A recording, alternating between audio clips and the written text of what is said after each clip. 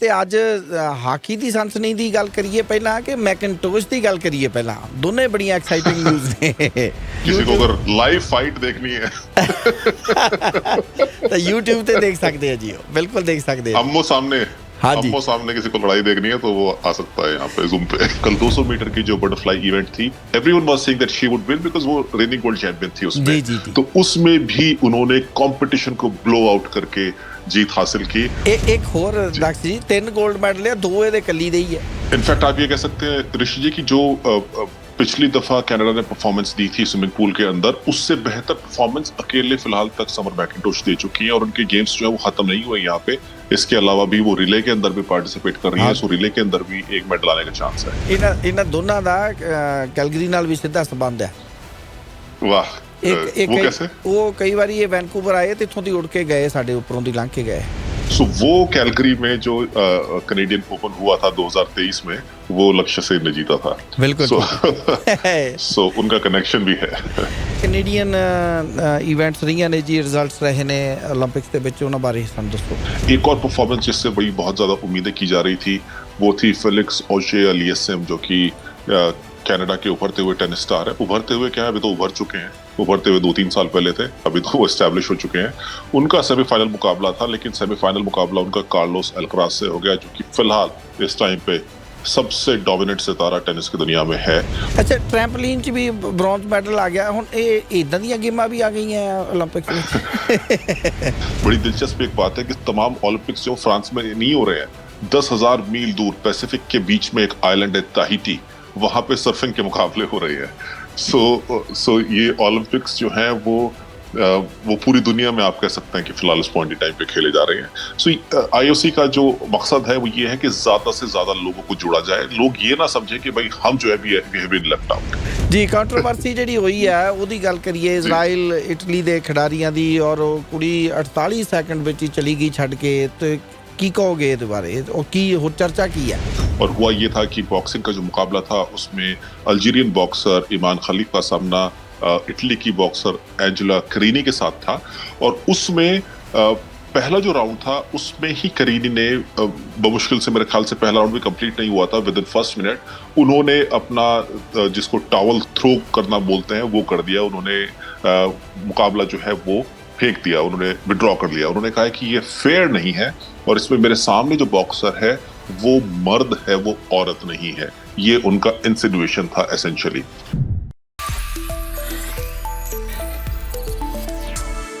Daksha ji, very good morning, welcome sir. Good morning Rishi ji, thanks for having me sir. Thank you very much for joining us. Thank you, my pleasure sir. ਤੇ ਅਸੀਂ 올림픽ਸ ਦੀ ਗੱਲ ਕਰ ਰਹੇ ਹਾਂ, ਤੇ ਅੱਜ hockey ਦੀ ਸਨਸਨੀ ਦੀ ਗੱਲ ਕਰੀਏ ਪਹਿਲਾਂ ਕਿ मैकिंटोश ਦੀ ਗੱਲ ਕਰੀਏ ਪਹਿਲਾਂ। दोनों बड़ियां एक्साइटिंग न्यूज़ ने। मेरे पास उससे भी बढ़िया बात है करने के लिए उससे पहले। जी वो ये कि जो लोग शायद रेडियो पे हमको सुन रहे हैं वो ये नहीं देख पा रहे हैं कि हम जो है जूम पे हमारी वार्तालाप हो रही है। बिल्कुल, और किसी को अगर लाइव फाइट देखनी है तो YouTube ਤੇ देख सकते हैं जी, बिल्कुल देख सकते हैं। आमो सामने, हाँ जी, आमो सामने किसी को लड़ाई देखनी है तो वो आ सकता है यहाँ पे जूम पे। जी, ਤੁਸੀਂ ਰੈਡ FM ਦੇ ਨਿਊਜ਼ ਚੈਨਲ ਤੇ ਸਾਡੀ ਲਾਈਵ ਡਿਸਕਸ਼ਨ ਦੇਖ ਸਕਦੇ जी ऋषि जी, सो पहले एक्चुअली कनाडा से शुरू कर लेते हैं। जी समर मैकिंटोश की हम कल आपसे बात कर ही रहे थे कि समर मैकिंटोश जो है वो कितनी जबरदस्त स्विमर हैं, जल परी आप उनको एक तरह से कह सकते हैं जी। कल भी मैंने इस बात को डिस्कस किया था कि 14 साल की उम्र में खाली उन्होंने जो टोक्यो में ओलंपिक्स हुए थे उसके अंदर अपना डेब्यू किया था और बहुत ही जबरदस्त परफॉर्मेंस वहां पे दी थी। तभी ईयर मार्क कर लिया गया था कि भाई ये आने वाले फ्यूचर गेम्स जो होंगे उसमें कनाडा को बहुत जबरदस्त तरीके से रिप्रेजेंट करेंगी। ऑलरेडी एक गोल्ड मेडल उन्होंने जीता था यहाँ पे।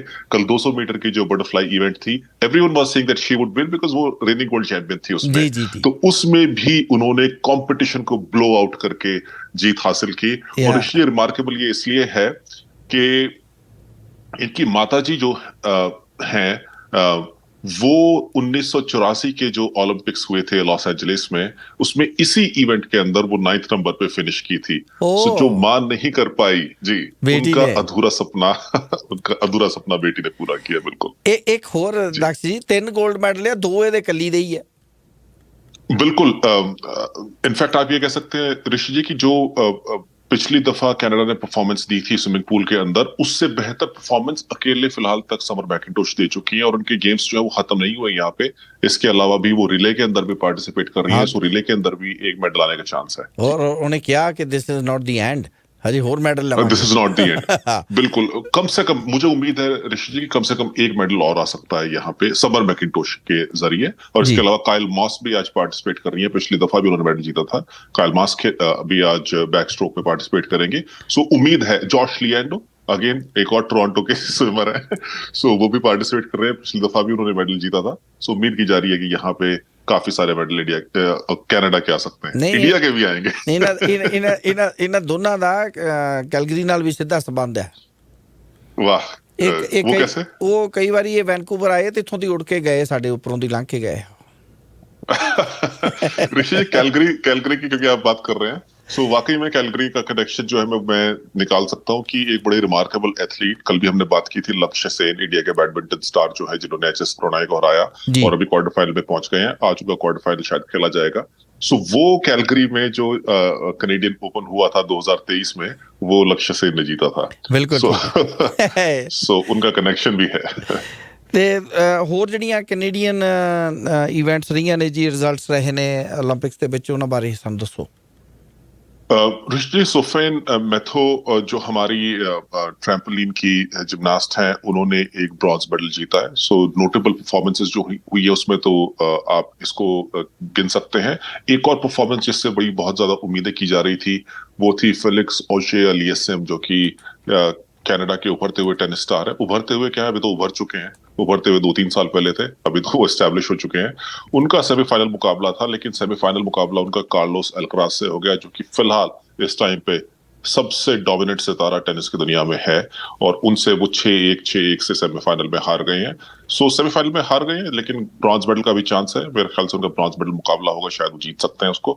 सो फेलिक्स ऑजे-अलियसिम के लिए भी अभी भी चांस है। गोल्ड मेडल हालांकि उनके हाथ से निकल चुका है। इसके अलावा एथलेटिक्स के मुकाबले ऋषि जी शुरू हो चुके हैं। सो डेमियन वार्नर, जिन्होंने पिछली दफा डेकाथलॉन में गोल्ड मेडल जीता था, वो उनकी 3 इवेंट्स हो चुकी हैं और वो दूसरे नंबर पे फिलहाल चल रहे हैं। मुझे उम्मीद है कि यहाँ पे एक और मेडल कम से कम, गोल्ड तो नहीं कह सकते, लेकिन एक और मेडल कम से कम आ सकता है। उम्रदराज खिलाड़ी हो चुके हैं, लेकिन अभी भी उनके अंदर दम है, ये वो डेमियन वार्नर दिखा रहे हैं। और एक और ऋषि जी, जो अपने देसी खिलाड़ी हैं जो पार्टिसिपेट कर रहे हैं, देसी कनेडियंस, उसमें जेसिका गुड्रो, वो हाफ आप उनको कह सकते हैं कि पंजाबी हैं, वो पार्टिसिपेट आज उन्होंने वाटर पोलो इवेंट के अंदर किया, और उसमें हालांकि कनाडा को ऑस्ट्रेलिया से हार का सामना करना पड़ा। 10-7 से मेरे ख्याल से कनाडा ऑस्ट्रेलिया से हार गए, लेकिन कनाडा अभी भी मिक्स के अंदर हैं। सो क्वार्टर फाइनल में पहुंच सकते हैं कनाडा, और चांस जो है उनके अभी बरकरार है, आप उनको आगे देख सकते हैं। ਅੱਛਾ, ਟ੍ਰੈਂਪੋਲਿਨ 'ਚ ਵੀ ਬ੍ਰੌਂਜ਼ ਮੈਡਲ ਆ ਗਿਆ ਹੁਣ, ਇਹ ਇਦਾਂ ਦੀਆਂ ਗੇਮਾਂ ਵੀ ਆ ਗਈਆਂ 올림픽ਸ ਵਿੱਚ। जी ऋषि जी, इसके पीछे रीजन है, रीजन ये है कि आईओसी चाह रहा है कि भाई जो ट्रेडिशनल स्पोर्ट होते हैं खाली उनको ही ना टारगेट किया जाए, बल्कि बहुत सारे लोग जो है वो काफी सारे स्पोर्ट के अंदर इंटरेस्टेड हैं, वो चीजें भी सम्मिलित की जाएं। मसलन के बीएमएक्स एक साइकिलिंग का इवेंट है, या जैसे कि ब्रेक डांस भी इनफैक्ट इसके अंदर आ चुका है। सर्फिंग इससे पहले नहीं हुआ करता था ऋषि जी जी, जी जी जी। 2-3 ओलंपिक्स पहले, लेकिन सर्फिंग भी अभी एक स्पोर्ट है। इनफैक्ट बड़ी दिलचस्प एक बात है कि तमाम ओलंपिक्स जो फ्रांस में नहीं हो रहे हैं, 10,000 मील दूर पैसिफिक के बीच में एक आइलैंड है ताहिती, वहां पे सर्फिंग के मुकाबले हो रहे हैं। सो ये ओलंपिक्स जो है वो पूरी दुनिया में आप कह सकते हैं कि फिलहाल इस पॉइंट इन टाइम पे खेले जा रहे हैं। सो आईओसी का जो मकसद है वो ये है कि ज्यादा से ज्यादा लोगों को जोड़ा जाए, लोग ये ना समझे कि भाई हम जो है we have been left out. ਜੀ, ਤੇ ਦਕਸ਼ ਜੀ, ਆਪਾਂ ਕੱਲ ਵੀ ਗੱਲ ਛੋਈ ਸੀ ਇਸ ਨੂੰ ਕਿ ਇੱਕ ਬੜਾ ਕੰਟਰੋਵਰਸੀ ਖੜੀ ਹੋਈ ਹੈ ਬਾਕਸਿੰਗ ऋषि जी, एक second, if you give me one, हाँ जी let me just complete this thought. जी ऋषि जी, आने वाले टाइम पे आप वीडियो गेम्स भी ओलंपिक्स के अंदर देखेंगे। ऑलरेडी ये एक्सपेरिमेंट जो है वो एशियन गेम्स में किया जा चुका है, जहाँ पे वीडियो गेम्स भी जो लोग खेलते हैं वो भी पार्टिसिपेट करके मेडल जीतते हैं। आने वाले ओलंपिक्स में आप वीडियो गेम्स भी खेलते हुए देखेंगे, भी पबजी खेल रहे हैं और जो सबसे बढ़िया खेल रहा है वो माय जीत रहा है गोल्ड गॉड। मेडल। ਫੀਲਡ जी ਗੇਮ अब ਤੱਕ कंट्रोवर्सी की तरफ। ਜੀ ਕੰਟਰੋਵਰਸੀ ਜਿਹੜੀ ਹੋਈ ਹੈ ਉਹਦੀ ਗੱਲ ਕਰੀਏ, जी ਇਜ਼ਰਾਈਲ ਇਟਲੀ ਦੇ ਖਿਡਾਰੀਆਂ ਦੀ, ਔਰ ਉਹ ਕੁੜੀ 48 ਸੈਕਿੰਡ ਵਿੱਚ ਹੀ ਚਲੀ ਗਈ ਛੱਡ ਕੇ, ਤੇ ਕੀ ਕਹੋਗੇ ਇਹਦੇ ਬਾਰੇ? ਉਹ ਕੀ ਹੋਰ चर्चा की है? जी ऋषि जी, जैसा कि कल भी इस बारे में आपने देखा ही था कि भाई पूरी तरह से जो है कंट्रोवर्सी खड़ी हो गई थी। डोनाल्ड ट्रंप से लेके इलॉन मस्क से लेके जेके रॉलिंग तक सबने इस पूरे इवेंट के ऊपर वेन किया है। और हुआ ये था कि बॉक्सिंग का जो मुकाबला था उसमें अल्जीरियन बॉक्सर ईमान खलीफ का सामना इटली की बॉक्सर एंजेला करीनी के साथ था। और उसमें पहला जो राउंड था उसमें ही करीनी ने बमुश्किल से, मेरे ख्याल से पहला राउंड भी कंप्लीट नहीं हुआ था, विद इन फर्स्ट मिनट उन्होंने अपना जिसको टॉवल थ्रो करना बोलते हैं वो कर दिया। उन्होंने मुकाबला जो है वो फेंक दिया, उन्होंने विड्रॉ कर लिया। उन्होंने कहा कि ये फेयर नहीं है और इसमें मेरे सामने जो बॉक्सर है वो मर्द है, वो औरत नहीं है। ये उनका इंसिनुएशन था एसेंशियली।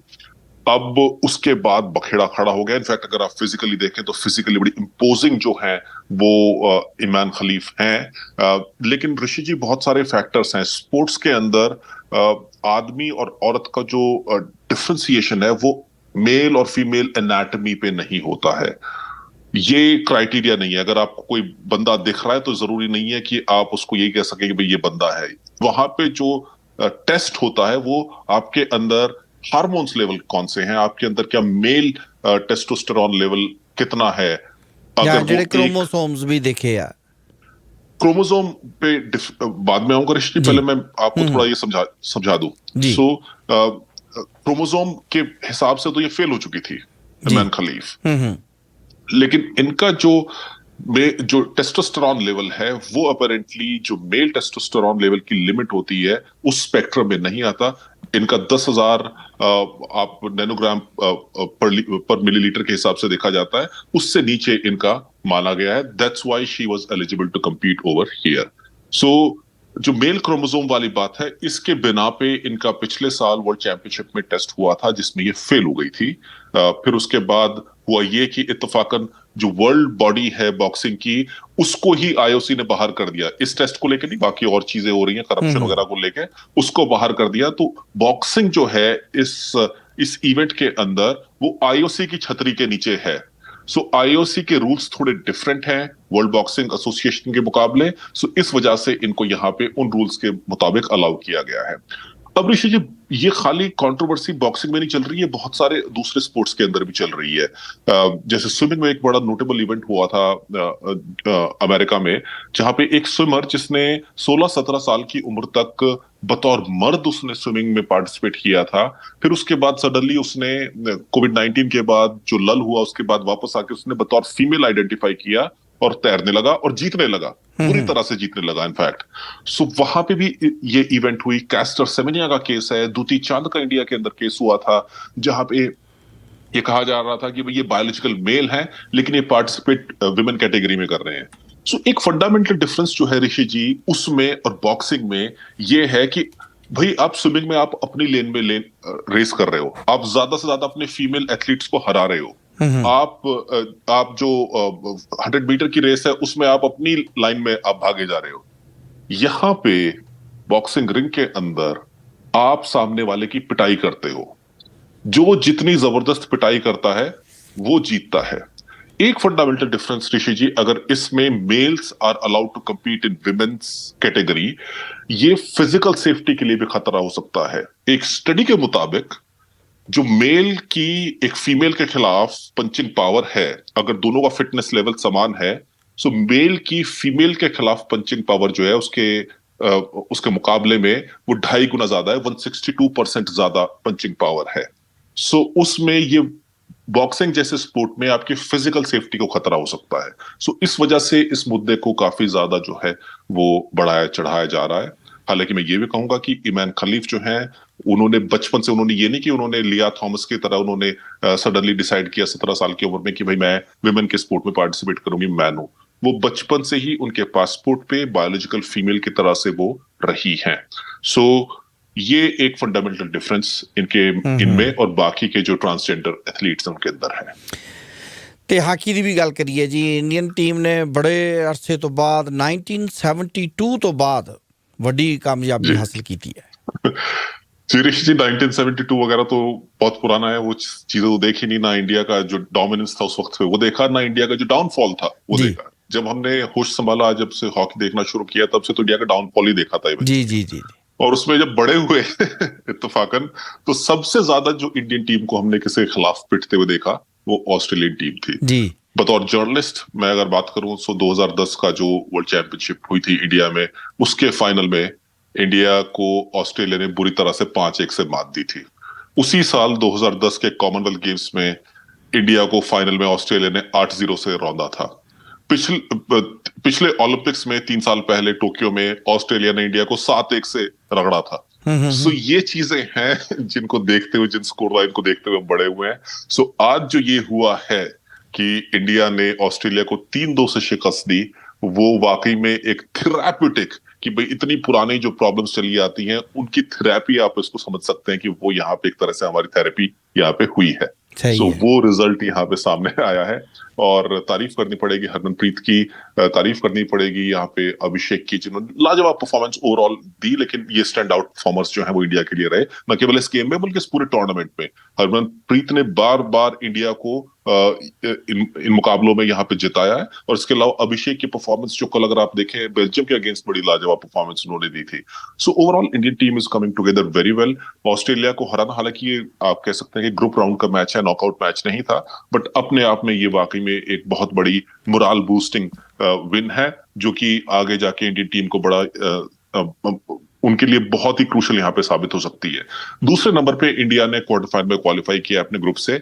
इनका सामना किससे होगा ये देखने वाली बात होगी, लेकिन मुझे बड़ी उम्मीद है कि इंडियन टीम जो है वो डीप इनटू द टूर्नामेंट जा सकती है और एक और पदक जो है यहाँ पे ला सकती है। जी ते हुण मैडल टैली दी गल कर दईए जी। जी ऋषि, मेडल टैली की अगर बात करूं, ये बड़ा इंटरेस्टिंग है। मेरे सामने मेडल टैली खुली है स्क्रीन पे ऋषि जी। जो कनेडियन और अमेरिकन पद्धति है, जो उनका देखने का नजरिया है मेडलिस्ट टैली को, वो बड़ा दिलचस्प है। वो टोटल मेडल से देखते हैं कि टोटल मेडल किसके ज्यादा है, और जो पूरी दुनिया है, बाकी की दुनिया जो है, वो किसके ज्यादा गोल्ड मेडल है, वो उसके हिसाब से देखती है।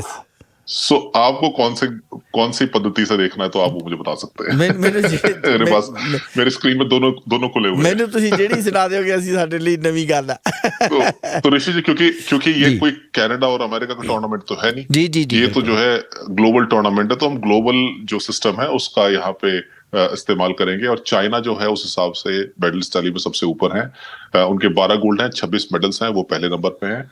यूएसए के 9 गोल्ड मेडल हैं और 39 मेडल्स हैं। मेडल के मामले में वो सबसे ज्यादा है बाय फार, लेकिन उनके सिर्फ गोल्ड मेडल जो है वो 9 है, तो वो दूसरे नंबर पे है यहाँ पे। कनाडा 3 गोल्ड मेडल के साथ 10वें नंबर पे है, 9 ओवरऑल मेडल्स हैं उनके। और इंडिया जो है, इंडिया का कोई गोल्ड मेडल नहीं आया है, लेकिन उनके 3 यहाँ पे ब्रॉन्ज मेडल आ चुके हैं और वो 45वें नंबर पे हैं।